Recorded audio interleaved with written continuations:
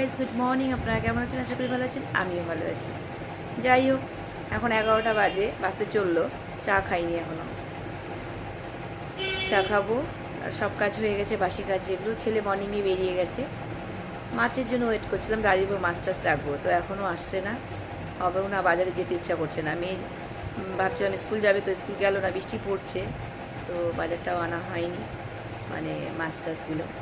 তো বাড়ির উপরে ভাবছিলাম রাখবো, কিন্তু আসছে না। তো যা আছে ঘরে সেটাই করব। সেদিন একাদশীর দিন তো ভুল করে মাছ খেতে খেতেই আমরা বেঁচে গেছি, মামে জানি না। তো যাই হোক, সে মাছের মাথাটা রয়েছে। মাছটা তো ধরে রান্না করেছিলাম, বোনের ওখানে দিয়ে দিয়েছি, তো ছেলে খেয়েছে। মাছের মুড়োটা আছে এখন, তো ওটাই ভাবছি একটা মিশালি একটা তরকারি করবো, পুঁই শাক, মিষ্টি কুমড়া এগুলো দিয়ে, আর ডিম করে দেবো। মেয়ে তাকাচ্ছে, ওর পছন্দ মতো রান্না হবে না, তার জন্য নাকি। মাছ টাছ কিন্তু খায় নাও। আর হচ্ছে একটু ডাল করবো, মুসুর ডাল করি না মুগ ডাল করি, যাই হোক ডাল হবে, পাঁচমিশালি তরকারি হবে, আর ডিমের কষা করে দেবো ওদেরকে। আমি তো ডিম খেতে পারবো না, খাবো মানে সপ্তাহে হয়তো একটা দিন খাবো, হ্যাঁ, যেহেতু আমার কোলেস্ট্রল ধরা পড়েছে, হাই লেভেলে আছে, ওই জন্য। তো যাই হোক, মন তো চায় খেতে, বলো।